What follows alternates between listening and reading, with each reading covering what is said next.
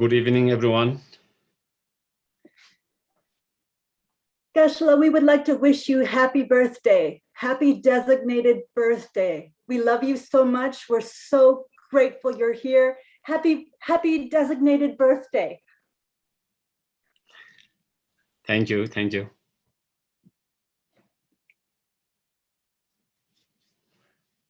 So again, good evening, everyone. And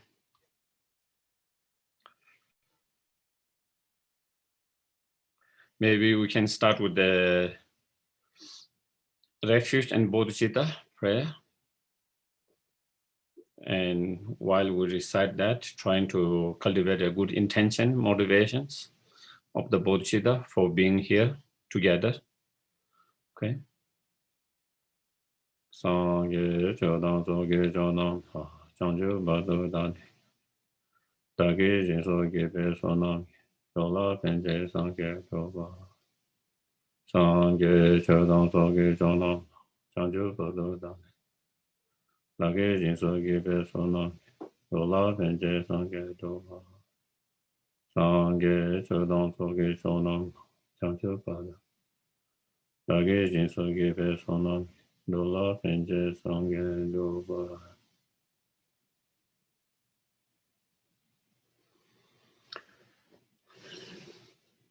So today's topic is finding a joy in practice.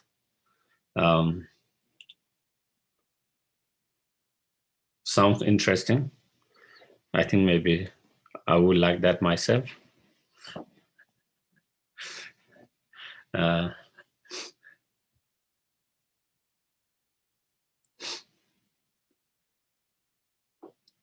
And today's from today the duration of the class will be also more, hour and a half. So from today, our Wednesday class will be an hour and a half. This Wednesday and next Wednesday, we are going to have a little bit more kind of general topics that is also related to some of the questions by some of the students.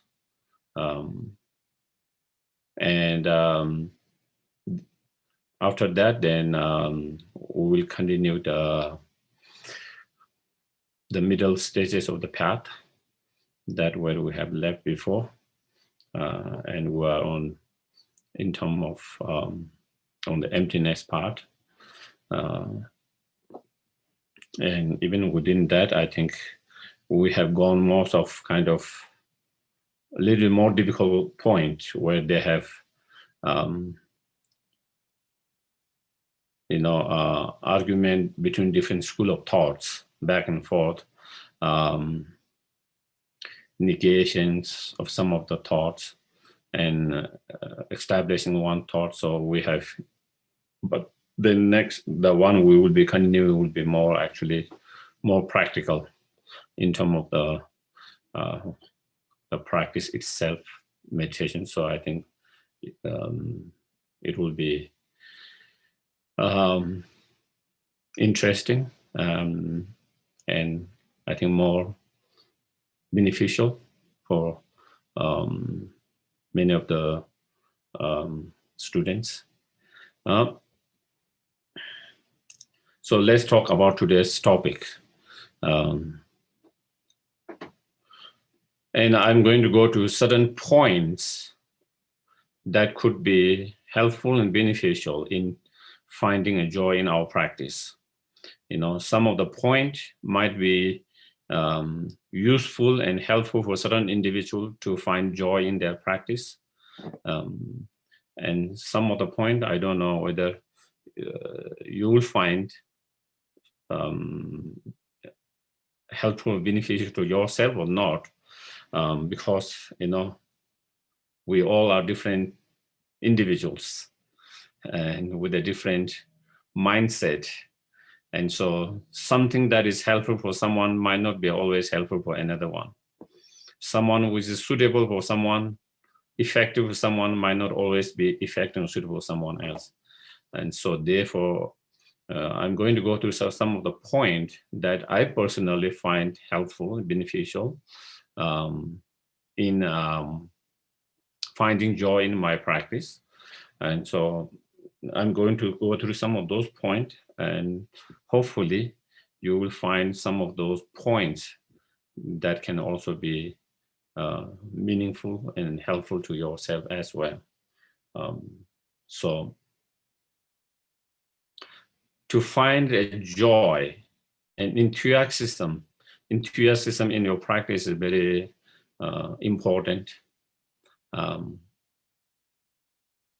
If we have the joy and enthusiasm, then we wouldn't have much difficulty in engaging our practice. We wouldn't struggle to push ourselves to practice. It will come more easily, more naturally, if you have the joy and enthusiasm in that. But if we don't have that, if we cannot find joy in our practice, then it will be a lot of struggles, where we have to push ourselves to do practice. It is like a child who doesn't want to do homework, but the parent pushing them to do, or their teacher pushing them to do, and sometimes our practice can become like that,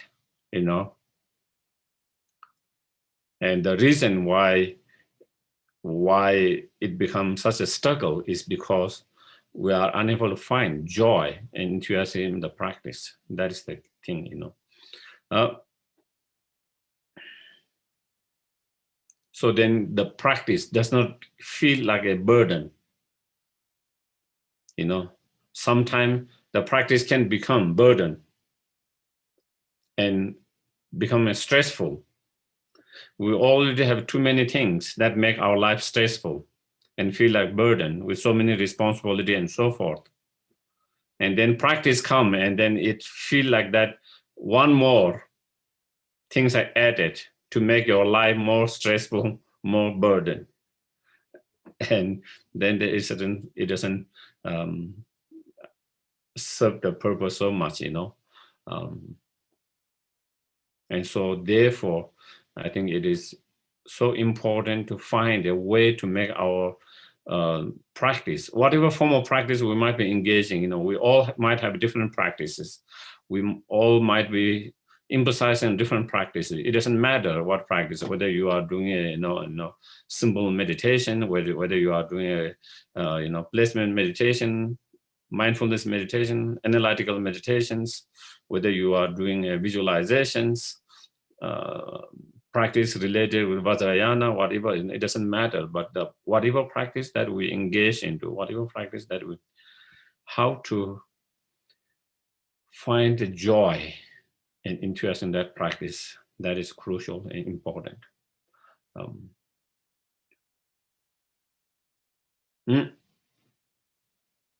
One of the point is that can help us to find more joy is understanding short-term, long-term benefit of such practice, whatever practice we are doing. So more we have that understanding, short-term, long-term benefit of all the practice, whatever we are doing, then, when you see all the benefit that it has on short-term and in the long-term, then, it can inspire you more and it can give you more joy in doing that practice. But if we cannot find any kind of benefit in that practice, short-term, long-term, then it doesn't give you so much inspiration. It doesn't give you so much joy, But when we find, there are a lot of benefit from such practice on many different levels,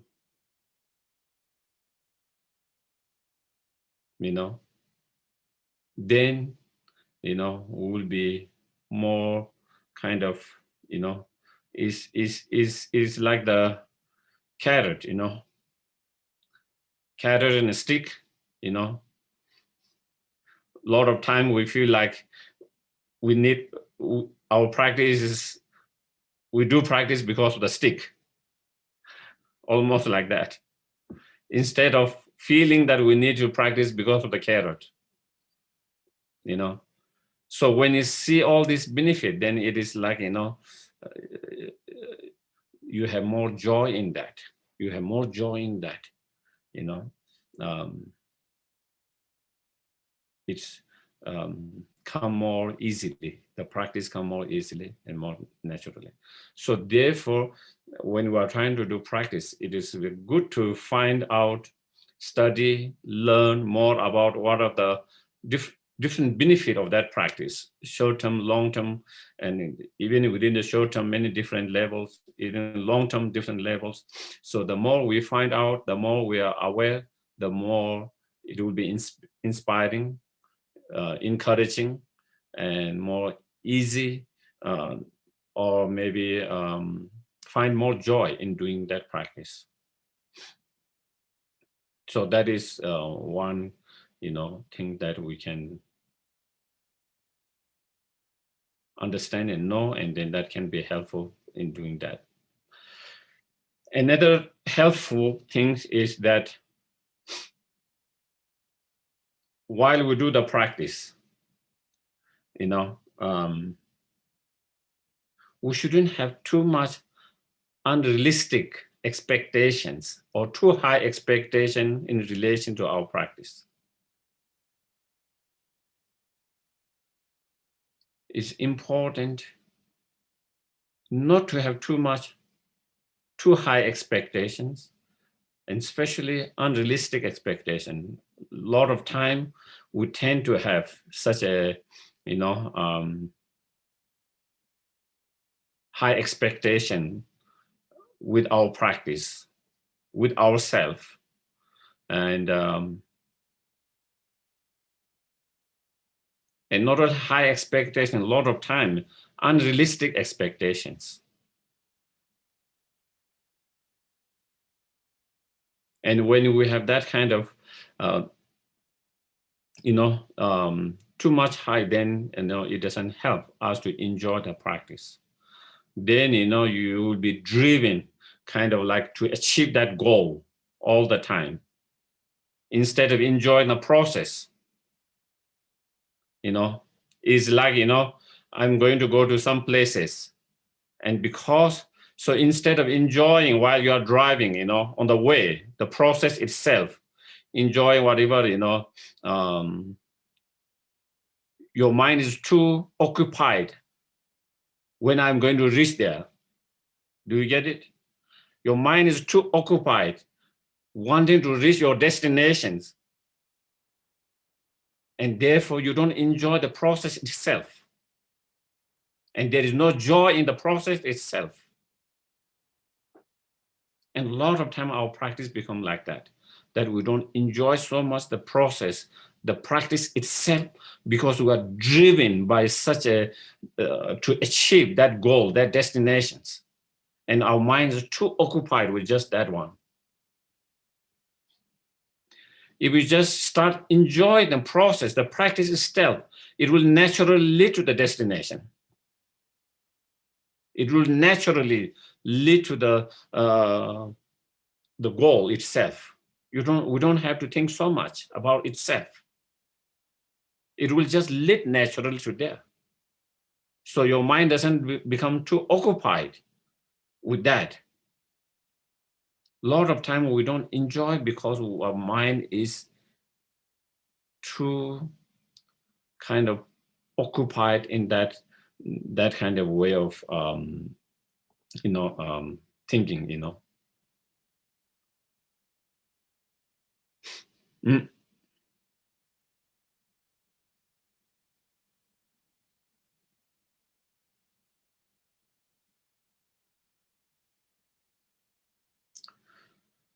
And also when we have such a high expectations and goal,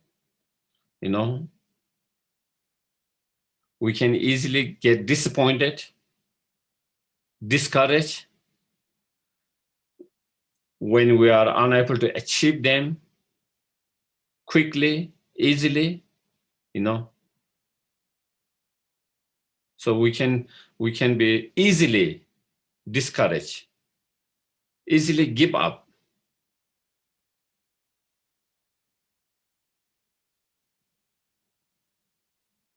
Because we are driven by such a strong, high expectations, But when you are not driven by such an unrealistic and high expectation, but you just do the practice itself, then, we will not be so wary and anxious about achieving the goal.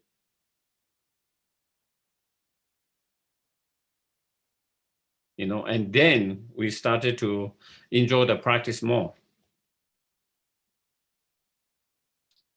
When you are not kind of driven by such mind all the time. And so, you started to become more relaxed. Relax with your practice and yourself.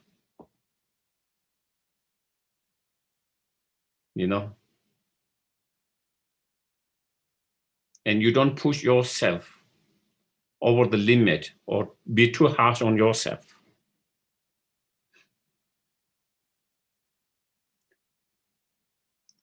When we are driven by such a high expectations in our practice, and sometimes unrealistic expectations, then we can be harsh on ourselves, push ourselves very much. And even when we are making progress, still we can be very harsh on ourselves. Or I'm not making enough progress. That will how you feel it. Instead of feeling, oh, I'm making progress, you will feel, oh, I'm not making enough progress. It's a mentality, attitude.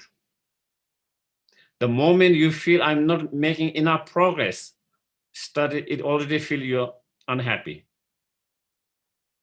Failure, sense of failure. But instead, you feel, even though you have not made a huge progress, but when you are starting to make a small progress, and you say, wow, I'm making a progress.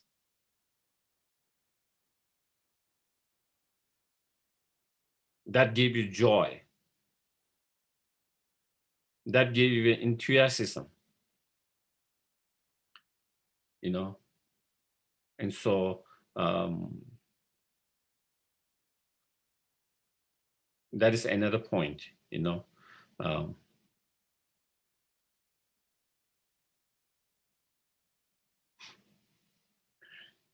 and even though we are talking about practice, it is same in our life, when in everything.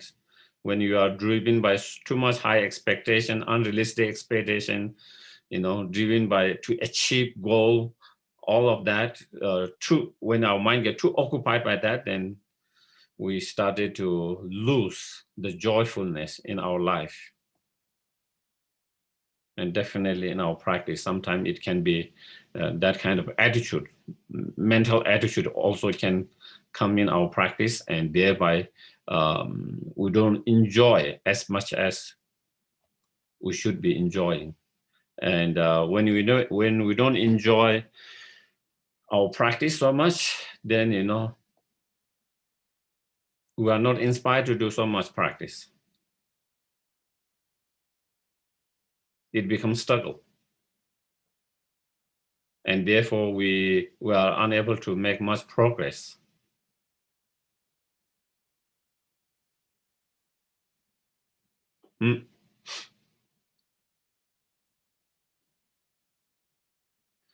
So another point is that, similar to this, the second point that I'm just kind of making, I just mentioned, the attitude of being too perfectionist, we should kind of let go of that. I think especially in the West, people have that problem. You are driven by perfectionist attitude. In our life And when you come to practice, also you have that kind of attitude and mentality. But in reality, we are still imperfect, ordinary human beings. And to expect perfections from that imperfect, ordinary human beings is unrealistic. Unrealistic. And because of that, then we tend to be too harsh on ourselves. Too harsh on ourselves. Instead of being kind and gentle to ourselves, we tend to be too harsh on ourselves.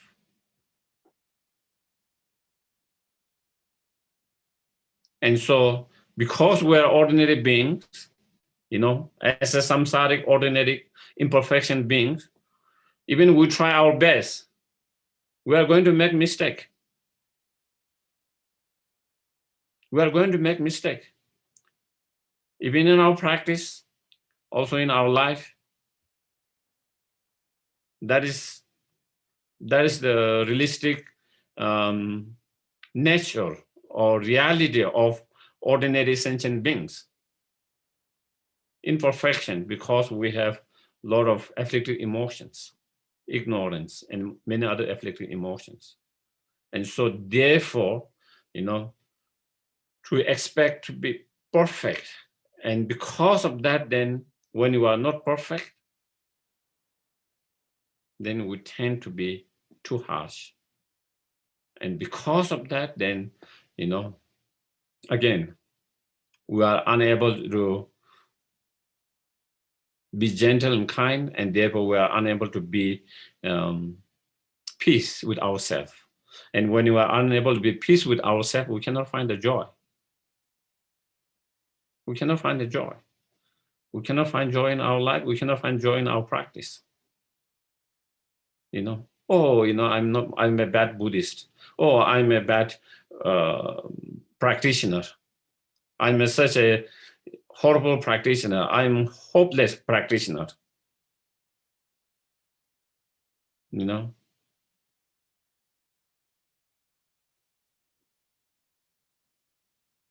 And so therefore,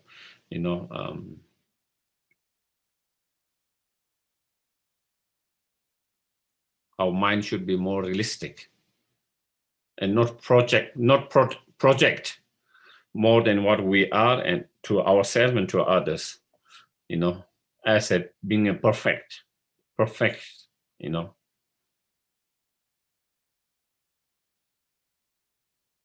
When we understand, we are ordinary sentient beings, even when we try, still we make mistake.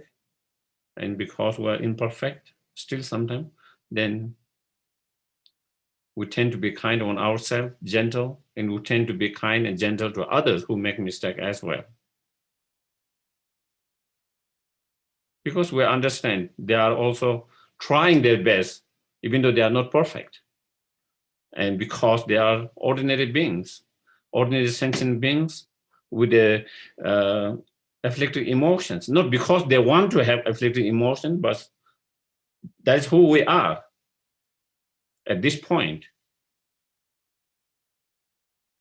And we have to accept that. I have anger, attachment, ignorance, jealousy, all of that. That is who I am as an ordinary sentient beings. Of course, I can improve slowly. There's a potential to improve, but the reality at the moment, in the present moment, is that is who I am. And I should be accepting that reality.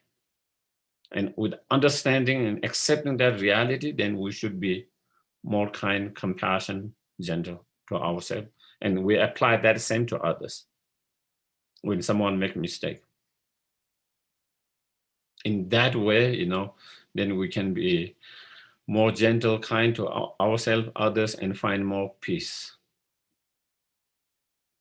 and more joy instead of being disturbed by our imperfectionness,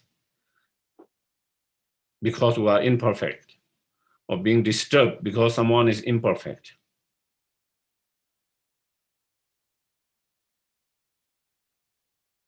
Hmm? And so same thing, when our practice is not perfect, we shouldn't be too harsh because our practice is not perfect. But instead, we should be joyful. At least we are practicing.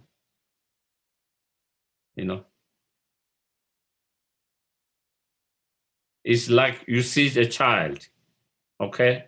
They might be making a mistake, but when you see they are trying not to make mistake, you're happy. Your children is trying, even though he or she is not perfect, even though he or the child is making a mistake, but you can see them trying hard to not to make that mistake. That gives you joy. Because the child is making effort to do that, eventually he will be able to make progress. Even though he or she is making mistake at the moment. Same attitude should be applied to ourselves. When it comes to practice, we are just like that child. When it comes to practice, we are like child. And we should treat ourselves like how you treat your child, with patience, with gentleness, with compassion, with understanding, even when they are not perfect, even though when their behavior or action is not perfect. Same, even though our practice is not perfect, we should be, instead of being impatient, upset and angry, we should be patient, understanding, caring, gentle. If we are able to do that, then again, we will find more peace, joy in our practice and towards oneself. Hmm?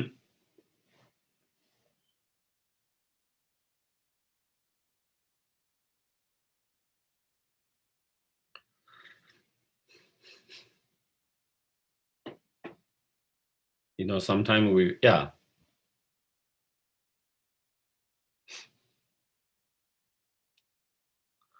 sometimes we feel overwhelmed. I'm supposed to be, having love and compassion for everyone. I'm supposed to not get angry. I'm supposed to not be attached. I'm supposed to be all of that. So then, we have all these expectations and kind of perfections in that mind, and we expect you to be that, but we cannot become like that overnight like that. You cannot expect you to be overnight like that, And therefore, as I mentioned before, even though when we are making small progress, instead of enjoying, then it become kind of cause to kind of become a kind of, I don't know, depressed, but kind of giving up. Maybe I can't be a good human. Maybe I can't be a good Buddhist. Maybe I can't be a good practitioner. And maybe it's better to give up. And better not to try to become even a more kind, compassion, and just live a,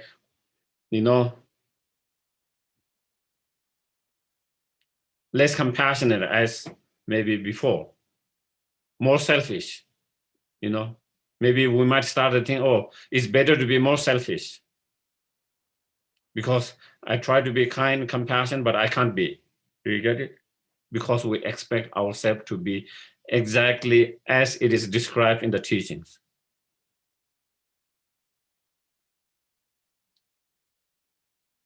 And because of that, again, we tend to enjoy less in our practice. And so that is another important factors, in order to find more joy, happiness in our practice, with our life, with ourselves, Mm.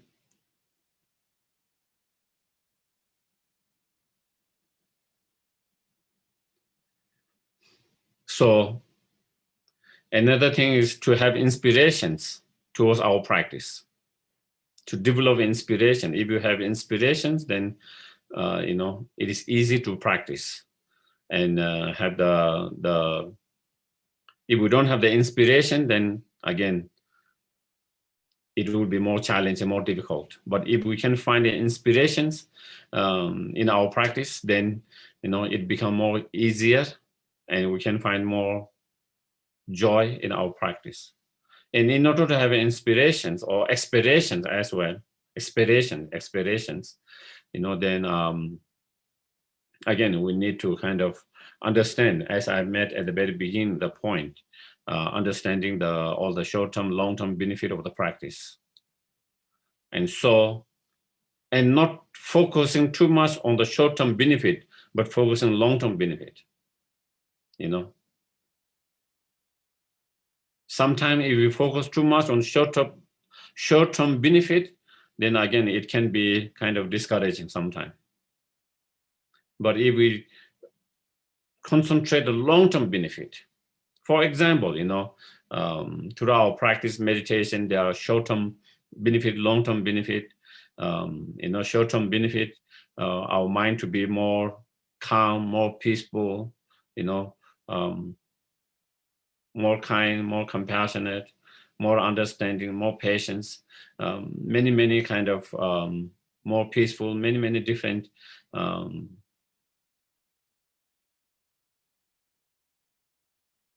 benefit of those practice meditations, short terms, and in long term, through those practices, even we can't make a huge progress in this life, we create the cause and conditions for the future, to meet the circumstances, to practice again in the futures, to meet the Dharma. We create the cause and conditions to continue to practice that practice and meditation, so we can continue to improve, if not in this life, in future, slowly getting better and better, easier and easier. We are creating cause and condition, leaving the imprint of those practices within our mind stream.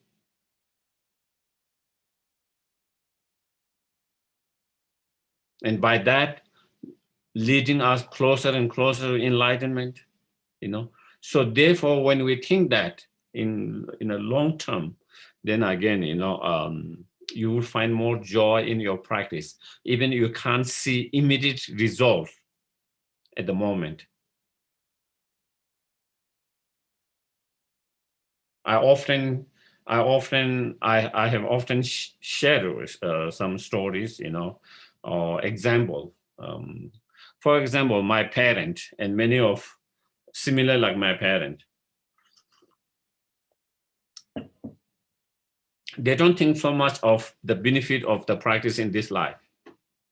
They always think, of futures. Just by listening to the teachings, even they don't understand. Sometimes they go to teaching, the language they don't understand. When the teachers teach, the teachings, they don't have enough Tibetans to understand fully, because they know their only native language. Of course, they don't understand also Nepali, but they have their native dialect or language, which is rooted in Tibetan, but very different. Certain words are similarity, but it is a very different. And so Sometimes when they give advice, sometimes they can understand a little bit, but in general, a lot of the most teachings, they don't understand. But still, they go and try to listen it. And they find joy in doing that. Because in their mind, they believe and they think that they are leaving the imprint in their mind just by listening and hearing, even you don't understand it. So that it will be more easier to understand and to practice in the future.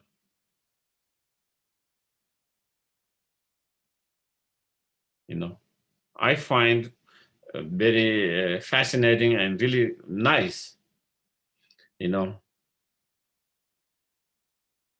one of the contrasts that I've noticed or observed, contrasts from that and the students in the West, is that, you know, students in the West, they want result now. Show me result now. You know, I need to have the result now. Not only in this life, but now, you know, this year, this month, this week, now, you know. And because of that, there are impatience. There's a lot of impatience. And because of that impatience, you don't enjoy the practice as much.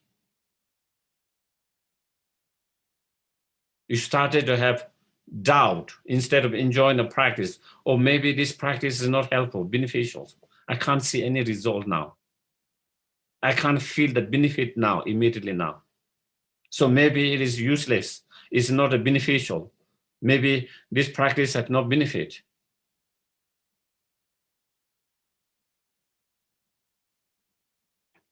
There is that kind of attitude. And because of that attitude, then, you know, people doesn't kind of enjoy the practice as much as they should enjoy, you know. And so, as I was saying, you know, sometimes it is good to kind of think of long-term result, long-term benefit, instead of focusing too much on the short term. So that you can, even you can't see immediate benefit now, but knowing that there is a long-term benefit, and therefore that gives you some kind of joy in doing that practice. You know, and it's the same when we are trying to do, you know, exercise. You know, you are not going to have a result immediately in 1 week, 1 day, but you know that if you continue to do that exercises for months and years, then you will achieve what you want to achieve from that kind of exercises. So by knowing that you will continue to do it, you can enjoy it. But if you expect that to have a result immediately, short term, and when you don't have, then you give up. And then you don't get the result. And also you don't enjoy it. You know, so therefore, I think to have that long-term, open-minded in that way can be helpful and beneficial to continue to engage in our practice and enjoy, and not to easily give up and so forth.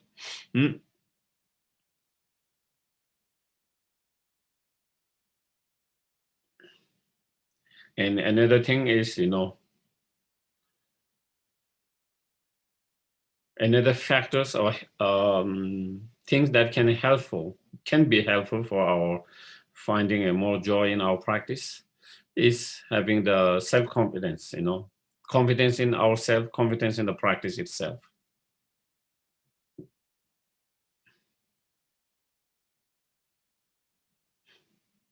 You know,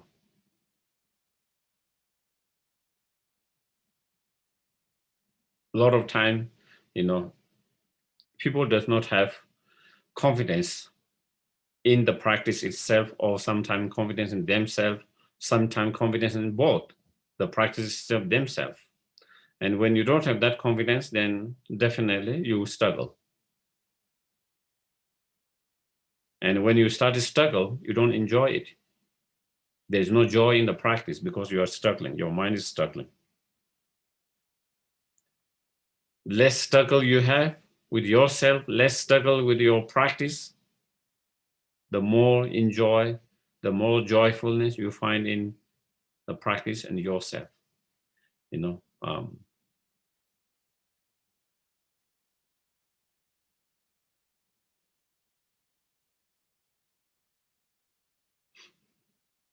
and sometimes, you know, in order to find the confident practice, you need to do the practice over a certain period.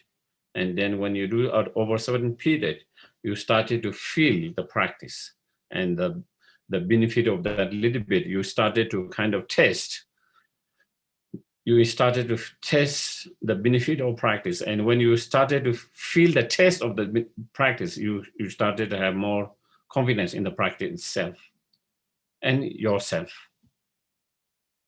You know, even we do not have the realizations that we want to achieve, but at least we have some taste of it. Do you get it?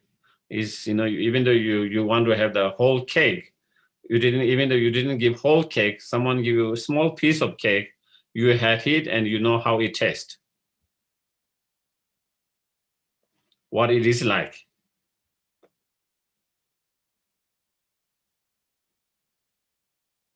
And it is important to have that taste, even when we don't have a realization at the moment, even though realization might seems quite far away, but to be able to have that little taste of the practice. You know, it doesn't mean when you have that taste, you have the realization. Sometimes it takes much more than that, but it just gives you a possibility. When you have that taste, you have the possibility. You begin to see, oh, if I can dedicate myself and focus and practice, I'm sure that I can achieve that. So you have confidence in the practice. You don't lose the confidence in practice. It is just that we know that we have been unable to find the time to do the practice, or time, or whatever inspirations, discipline, whatever. You know, we sometimes we struggle with the time. Sometimes our struggle is not with the time. Our struggle is with our discipline. Sometimes our struggle is the inspirations to do the practice. You know, those different struggles that we have. Regardless of those different struggles, but we know that if we can find the time, if we can find the discipline, if we can have the inspiration, there's no doubt I can achieve bodhicitta. There's no doubt I can achieve the realization of emptiness. So you start, so in that sense, you have the total confidence in the practice itself. You have no doubt on the practice itself. The only thing is that we have been struggling with those different issues. So, and to have that test, I think, seems to be a very important factors, for us to give that kind of a inspiration, aspirations, hope, sense of possibility, and through that, then we started to have more confidence in the practice itself. And therefore, when you have that confidence in your practice, we have less struggle in our mind with the practice. And when we have less struggle with the practice, then we find more joy in that practice. And when we find more joy in that practice, it becomes more easier.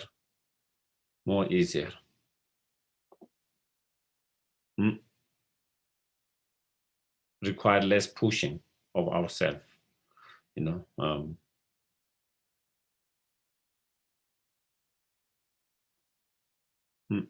And when you are unable to do the practice, you feel like something missing, Instead of feeling, oh, again, I have to do the practice, I have to do the meditations. I wish I could skip today, We want to find an excuse to skip it, Looking for excuse all the time. Or today the weather is too cold. Or today it's raining, no. Today is too hot, Or today I have this meeting. Maybe I can take relax. Maybe I can take off today. We have all the excuses. We are trying to find all the excuses why not to do the practice, meditation, whatever. But once we really start enjoying the practice, have a joyfulness in the practice, we will find an excuse, not to skip it. Other way around, we'll find an excuse not to skip the practice, and you really kind of are drawn. You are naturally drawn toward the practice, pulled toward the practice.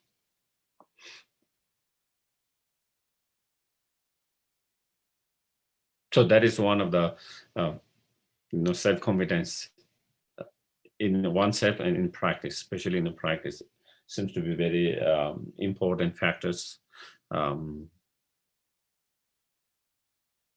our practice, to find the joy in our practice. Another factors is knowing when to rest and relax, and knowing when we need to put a little bit more effort.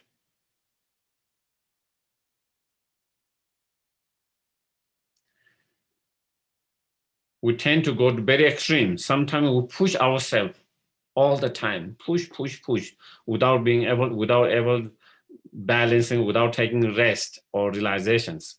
Or you get kind of inspired by individual, someone, or maybe teachings or whatever, and then you just push yourself,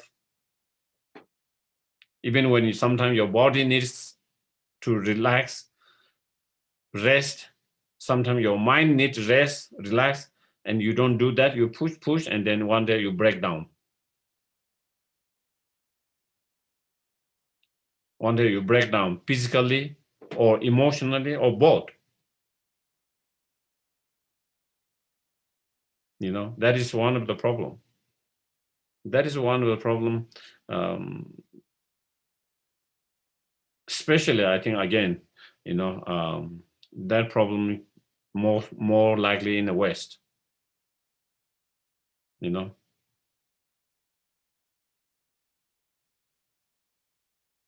So, and because you are pushing all the time, when you are pushing that all the time, you don't enjoy so much.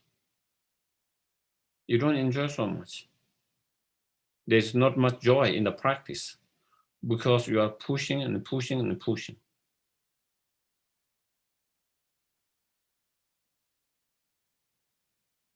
Of course, we could go from that extreme to another extreme where you become totally kind of, lazy and not do the practice at all,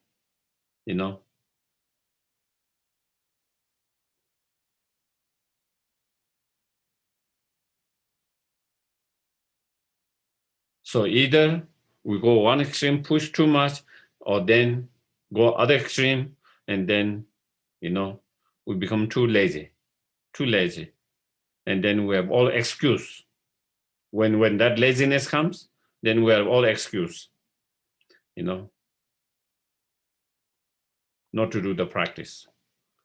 So having that balance, not pushing too much, not being too lazy,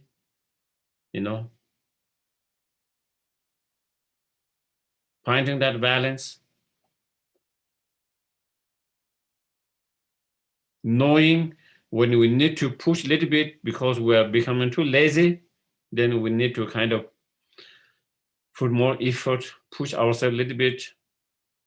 And then when we are really practicing well, and when it seems like we are pushing too much, learning to kind of take it a little bit more, relax, rest a little bit, and finding that balance is very important to have long-term success in our practice. and also have more joy in our practice. Have more joy in our practice. Mm.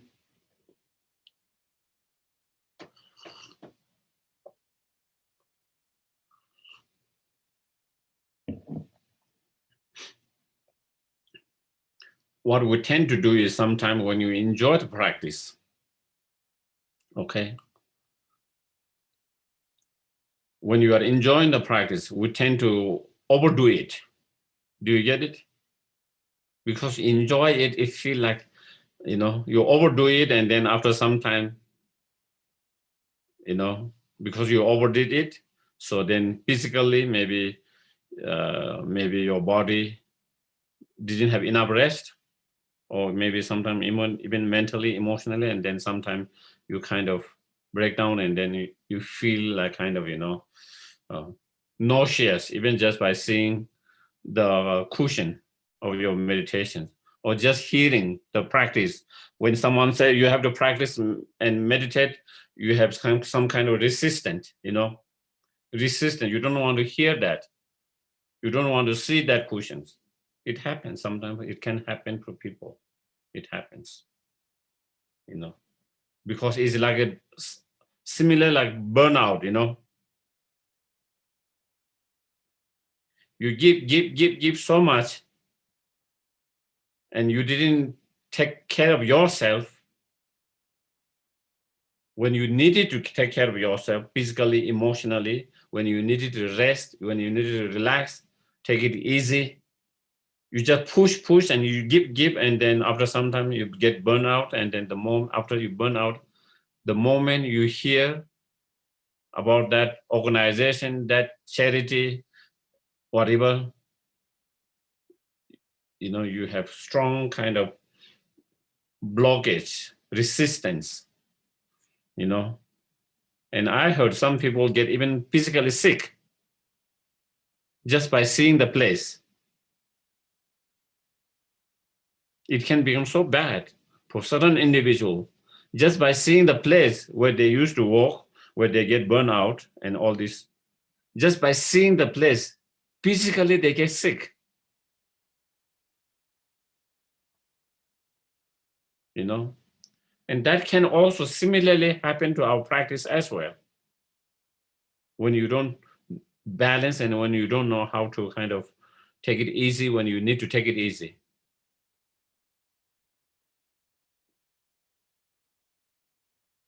Mm.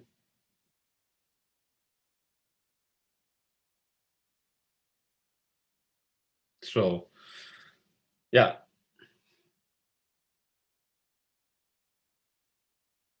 finding the balance is so important, so important. So that is one of the points and factors that can be helpful, beneficial to find more joy and peace with our practice. Mm. And another thing is that, you know, I find, you know, being creative in your practice. I think I have mentioned that many times over the years, you know, in certain at different times in relation to certain points, you know, and being creative instead of being so rigid, narrow, and fixed, you know.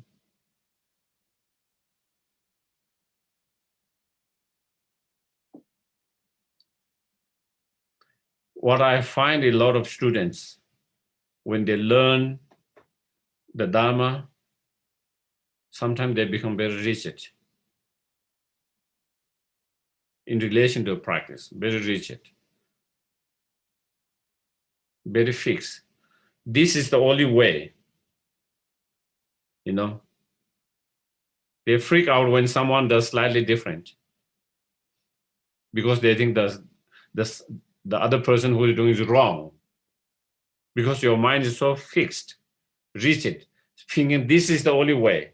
Because maybe you are exposed to that way, you have been taught that way, by one particular teacher. But that is not only way. That is only one technique. That is only one way. There are so many different ways of doing things.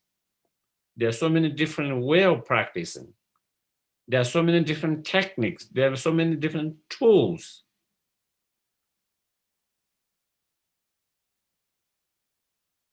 So when your mind becomes creative, you try different tools, different methods, and see what is more beneficial, more helpful.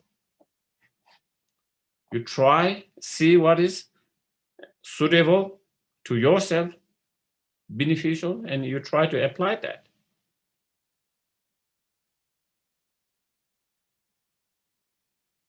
When you become so rigid and kind of fixed, then there is no flexibility. And then when you are not flexibility, whether you enjoy it, this is the only way to do it. And then you can't find the joy in that practice. But instead, we have to understand the essence of the practice, the main point of the practice, the essence of the practice. The tools, the method can be so many different. And sometimes we can find our own method, our own tool sometimes, as long as we don't lose the essence of the practice, as long as that tool, that method lead to that result, same result. Is like going to same place from different place, different directions, different route. As long as it lead to that destination, it doesn't matter whether you take this route, that route, the point is to reach there. And sometimes we get so fixed, like this is the only route.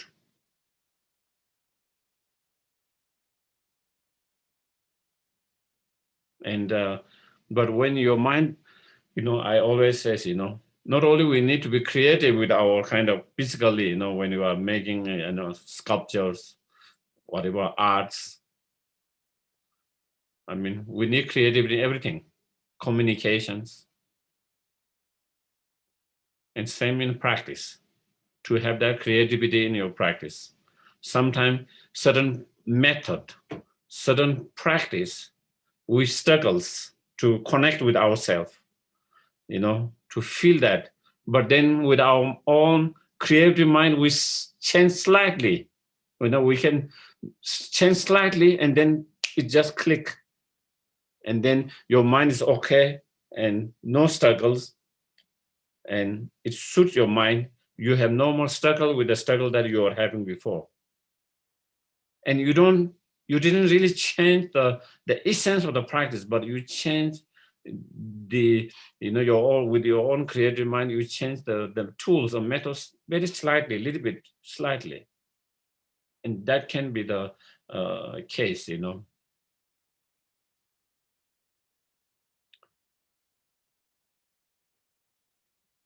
I personally, tried like that. Sometimes some practice, sometimes I struggle, to connect with that practice, as it is described in some of the teachings or some of the scriptures. And sometimes I try to do it slightly different, very small here and there, and then it clicks. And once it's clicked, then I don't have that struggle and I enjoy the practice. I enjoy the practice. Now it suits my mind. And it is affected my mind, so I don't have that struggle that I was having before. And I have found that with many different practices, and even when you kind of read or listen and study with different teachers, sometimes different teachers have slightly different way of presenting the tools, the method, and so not only that, so certain tools, certain technique, certain way of contemplating are more helpful and effective, beneficial to one the others. So I always find, and I always say, that I think being creative in practice is not a wrong, sometimes there is a sense of that you can't change. That is how it is in traditionally, that is how it is described in the teachings or scriptures. And then our mind becomes very fixed, narrow in that, not having that flexibility. And because that particular technique doesn't really suit your mind, and so still you have to do it, and then there is struggle. You are doing the practice, but it doesn't suit your mind fully, and then it's struggle. And then you don't enjoy it, and then it is hard to have the result. Mm.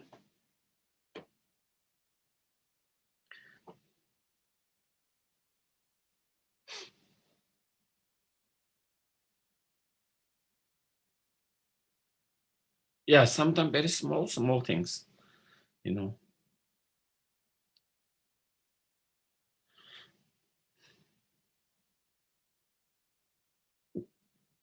Recently, I was, one of the student was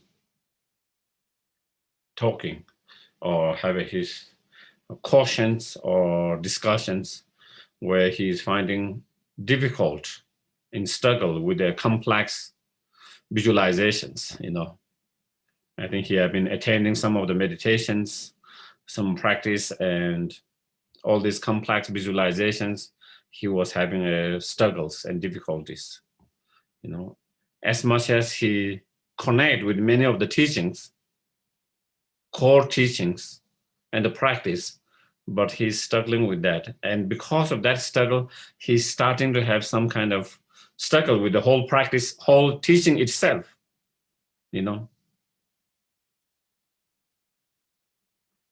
And so my advice was, if someone finds difficult with those such a complex visualizations, you don't have to be too concerned with that. You can just do very simple visualizations. You don't have to follow all this complex, because all this visualization is just a tool, just a method. The visualizations are a tool and method for some to develop concentrations. But that is not only the method, there are also other methods. You don't have to follow only that method. So it is a tool and method for certain individuals to develop their concentration. For certain practitioners, it's a tool to feel more connected towards the deity. It's a tool, method to feel more connected, more faith, more devotions towards the deity. But that is not only the tool. One can still have other tools, method to feel connected with the deity, to feel faith and devotion to the deity or the Buddha. There are many others methods. That is the only not method,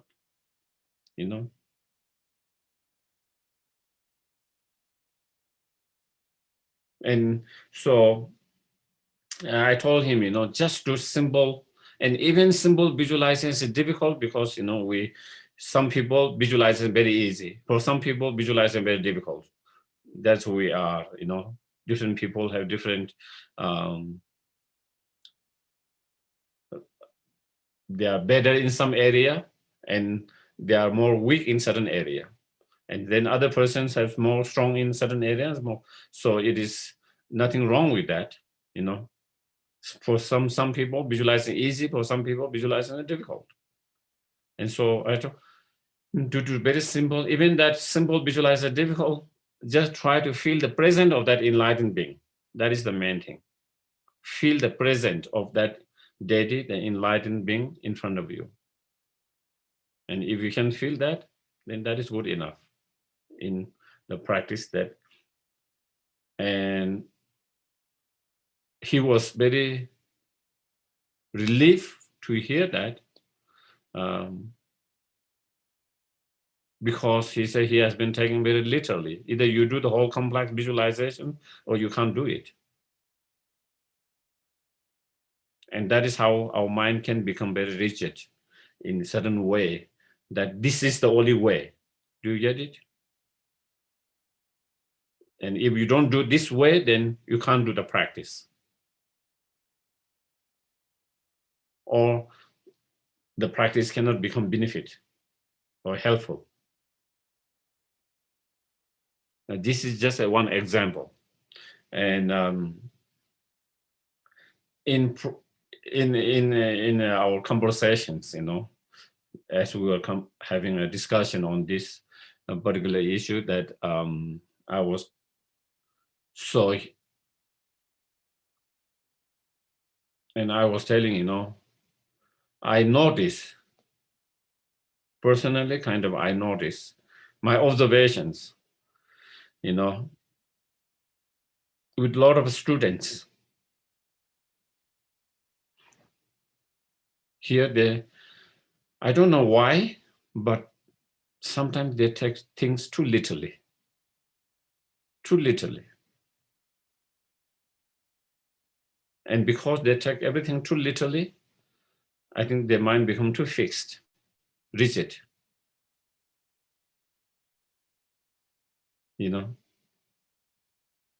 That shouldn't be the case.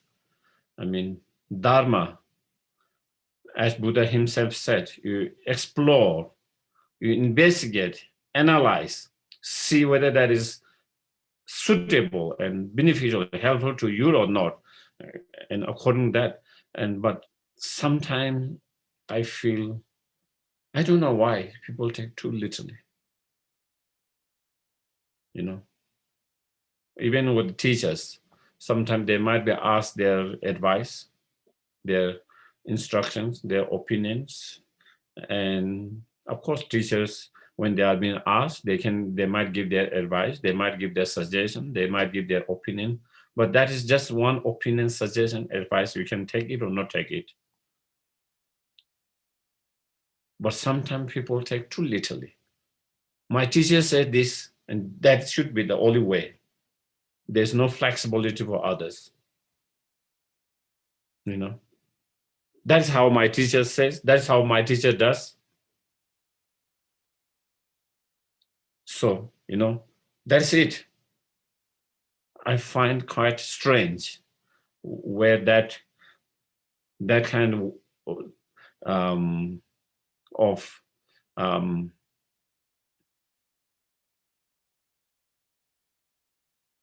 that impressions or that way of thinking come from, attitude. I am not sure,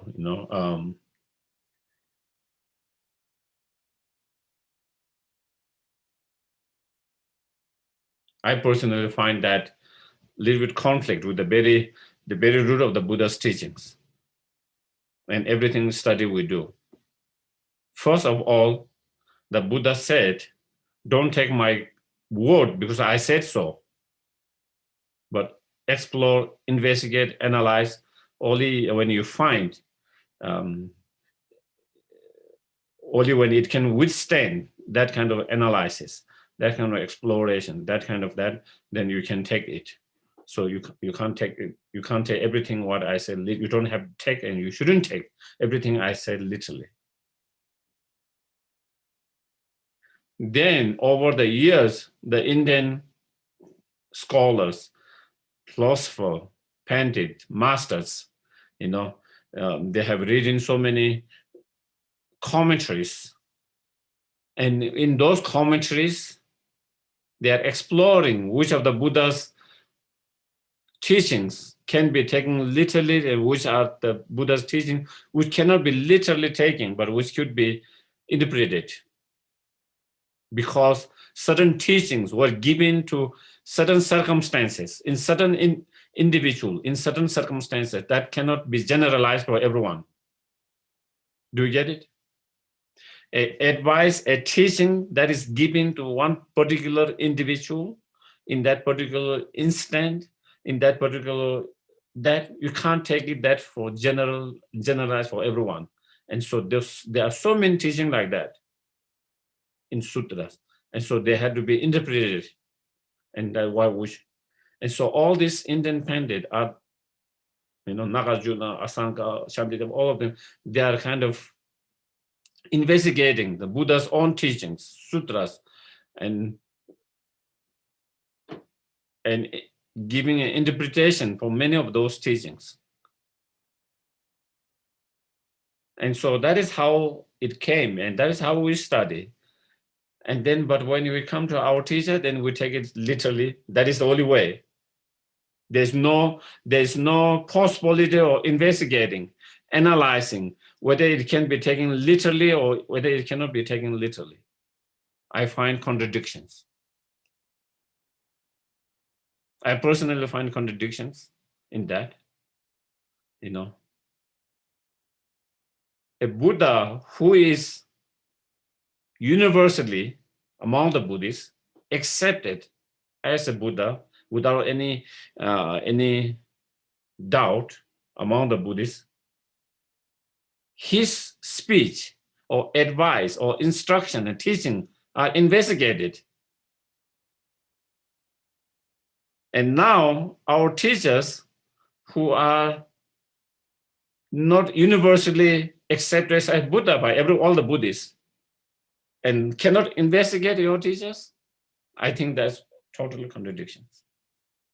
Contradictions, you know.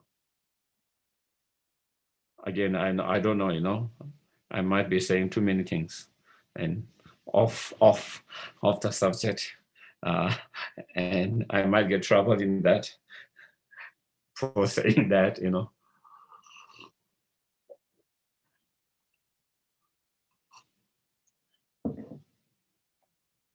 But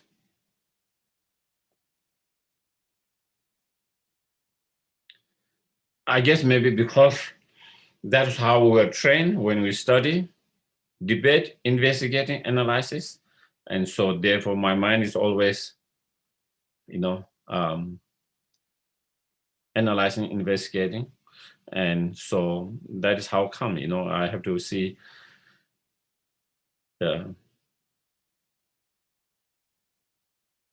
if we can invest, if we have to invest, not only we can, but we have been encouraged to investigate Buddha's own speech, then that should be applied to all others, you know. And so,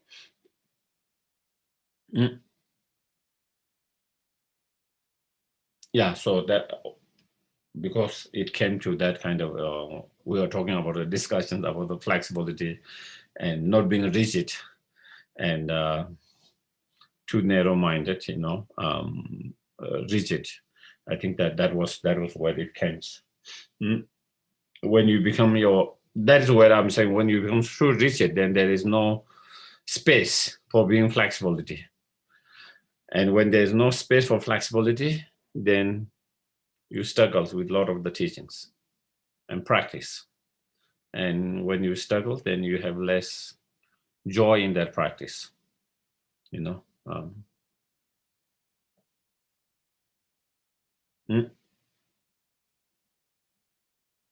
And another thing that, you know, is that finding a joy and happiness in the small things in our life, and also same with the practice, you know.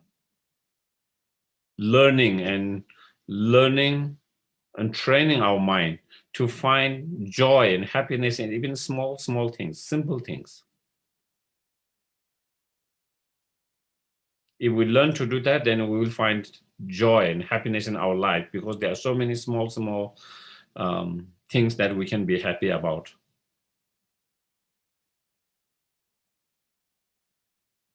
Same thing in the practice, you know, instead of just looking for joy in the greatest result, highest result, that's what we are looking for, you know.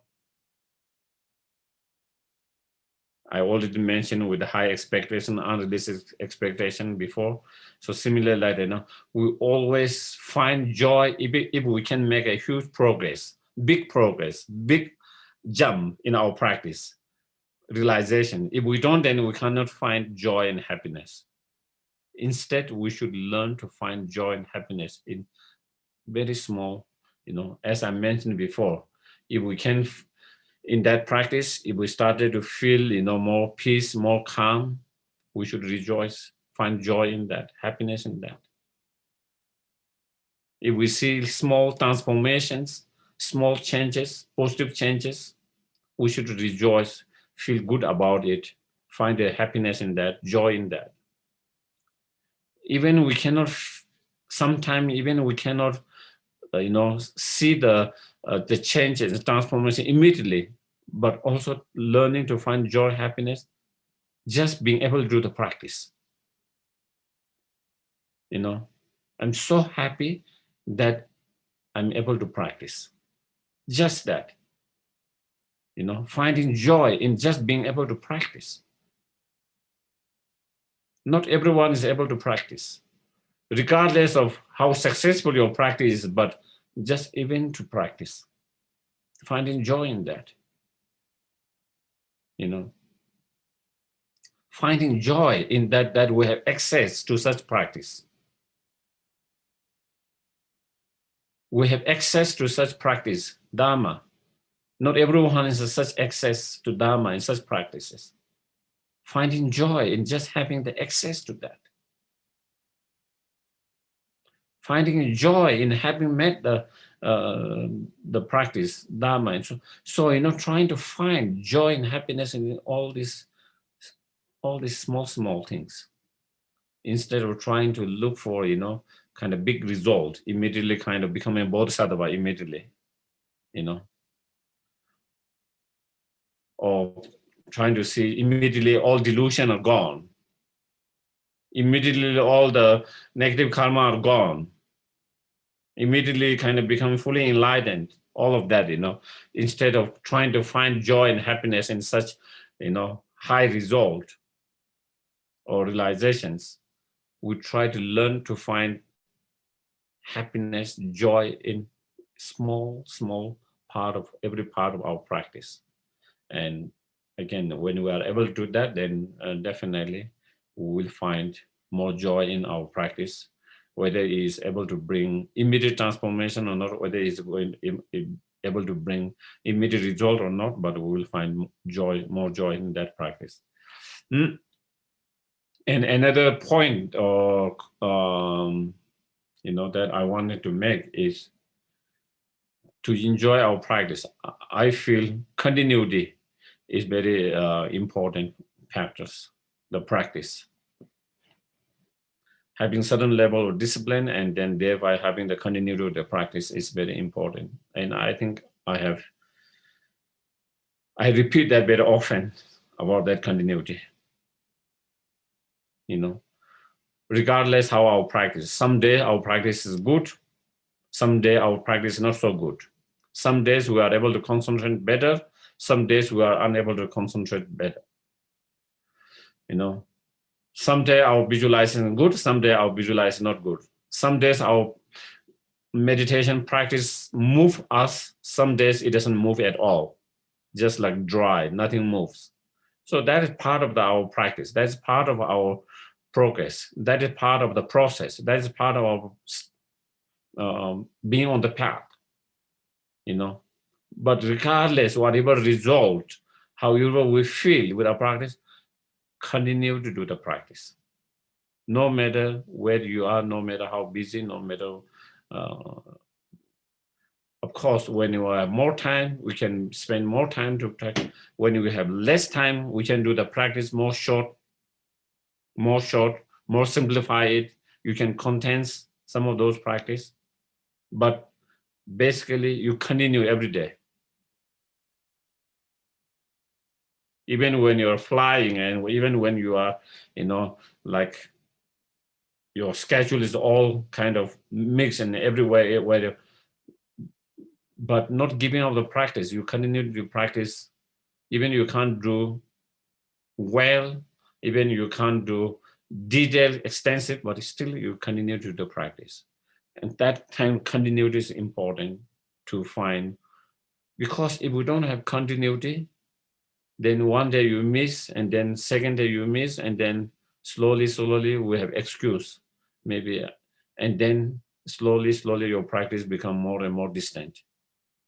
And then to come back to practice, it is a struggle.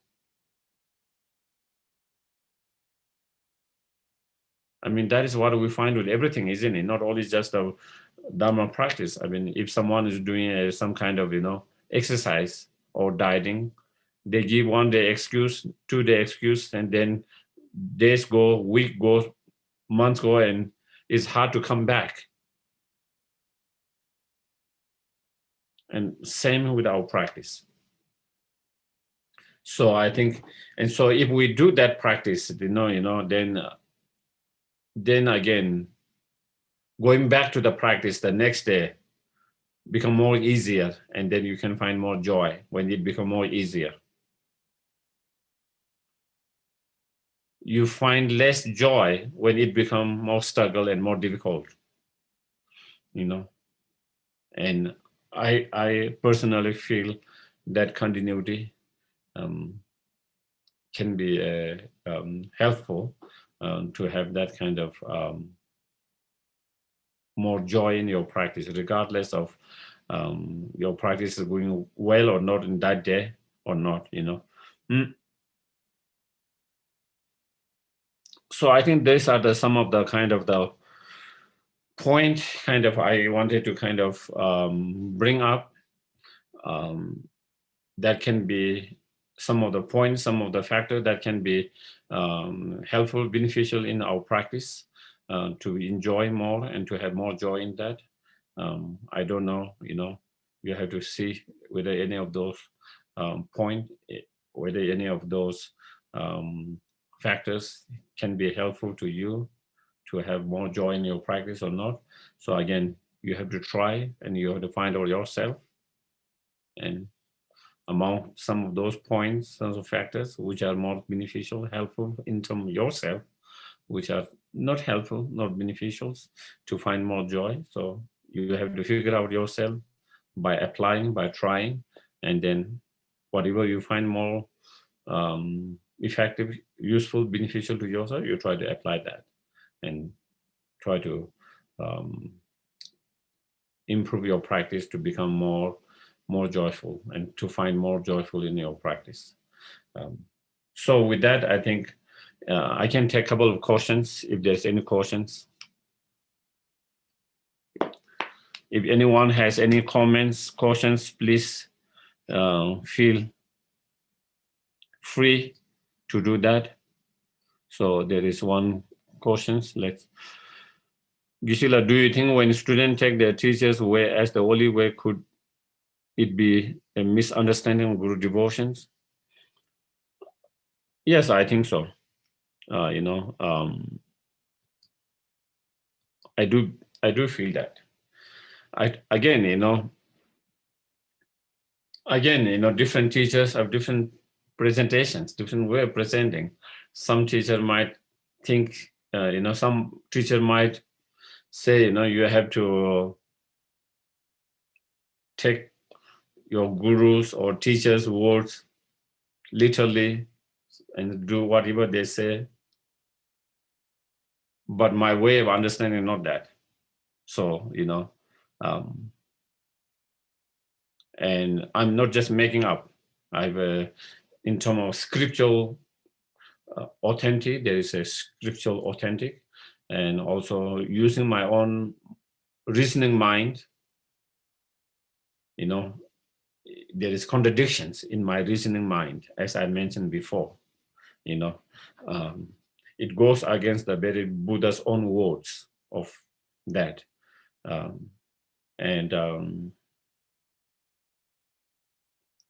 If we don't have to do that, then if we can take literally, then there's no need for all those different commentaries. We just rely on the Buddha Sutra, and whatever said there, we take it literally, and that is it. Why needs of all these different commentaries and all these analysis, investigations? There's no need and make it complicated. But there's reason to do that because it is needed, because you can't take all the Buddha's teachings or speech literally. And if the Buddha's teaching cannot be taken literally, then also we cannot take literally of any other beings, no matter how enlightened they are. they all can need to be investigated, analyzed, so that is my take on, but I know there are, whether it's a teacher, whether it's a student who might not agree with that, who might think that maybe I didn't understand the Lamrim fully. The first sections of the Lamrim, the Guru devotion, maybe they might think I didn't understand, or I'm kind of misinterpreting it. That is also fine. And individually, you have to decide yourself. Is all that, is at the end, you can have many different presentations, different way of explaining, and then you analyze which has more reasoning, which make more sense, and based on that, then one follow that. At least, that is my approach. That is my approach. Not because my teacher says,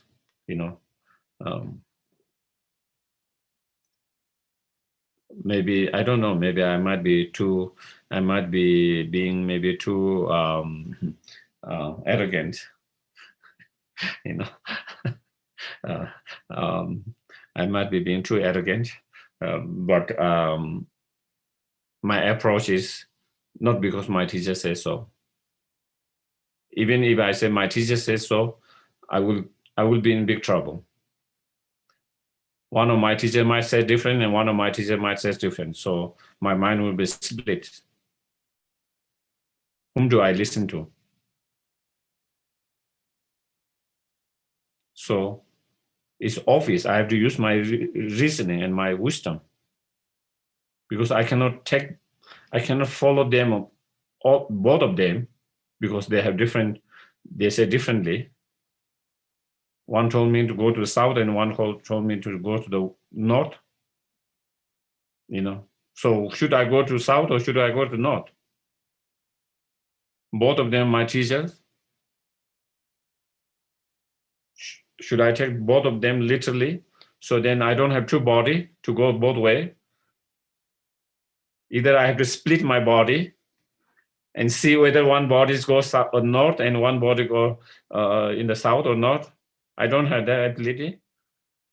I can't follow both literally. So the way is I have to use my reasoning, my logic, my wisdom. It's as simple as that.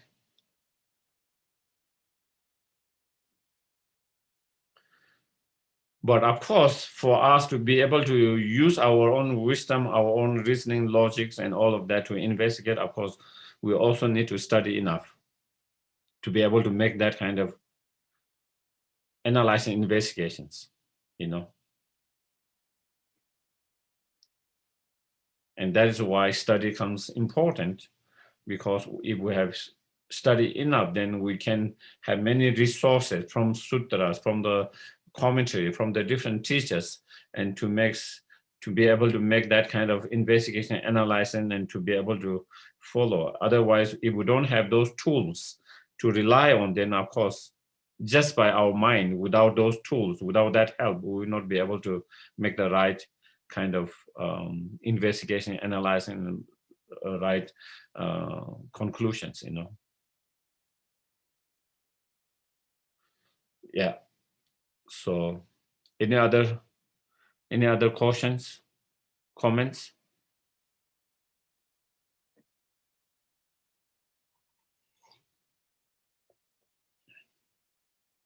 If not, then we will kind of do the dedication, okay? So we dedicate all our virtues to actualize oneself and all sentient beings, the bodhicitta mind, and wisdom, and to achieve fully enlightenment as soon as possible. Yeah, maybe we can have the Jawadi. We just put Jawadi.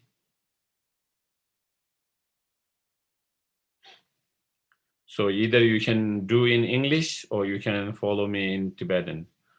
Yawadi nyodo da lama sangye tu gyone do chi kama lupa de sala pepa sho.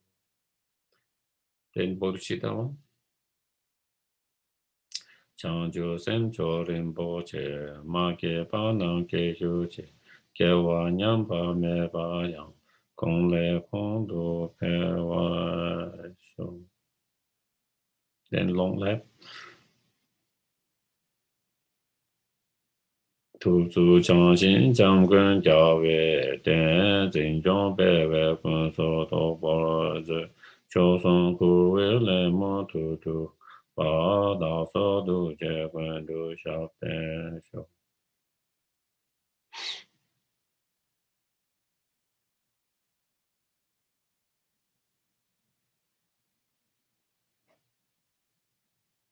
We have the His Holiness, long life.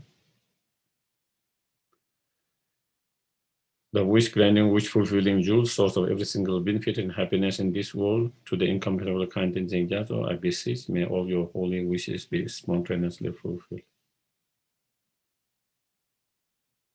Thank you, everyone. Good night. Thank you.